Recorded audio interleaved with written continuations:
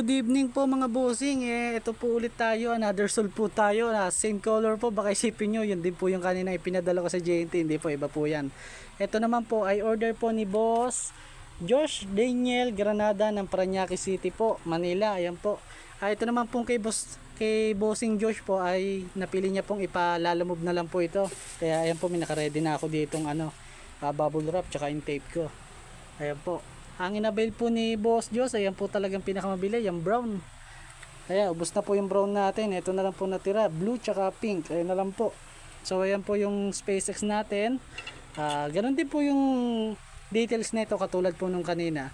19 ohms, Unilock tin, black layered tip, white bolt plate, 59 inches and 12.5 mm. Ayan po.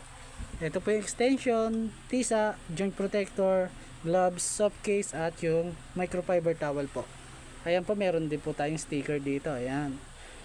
So ito po ay prepare ko na po muna para ready to pick up na lang po ng lalamove. Pakita ko sa inyo mamaya po pag nabalot ko na. So ito po mga bossing, nabalot ko na po yung tako ni Bossing Josh. Ayan po, ready to pick up na po ito sa lalamove. Ito yung extension po, yung maliit na yan. Tapos yung tako po, yan of course yung mahaba po. Talagang inaano ko po pag ganyan mga lalamove para safe. Halimbawa minsan tirik ang araw o kaya biglang bubuhos ang ulan. Kaya lahat po yan talagang may tape para walang papasok na tubig kung sakaling abutan po ng ulan ng rider. Ayan. So wait po, balik ako pagka nandito na rider sa akin para pick upin po yan papuntang Parañaque. Kuya, yung papunta pong Parañaque? Ito po. Okay, Bossing Josh. Pa-picture. Kaya safe na yan dyan sa likod niya. Dito mahulog pa yan dyan. Opo. Mas safe yan dyan sa likod niya kaysa dyan sa ano.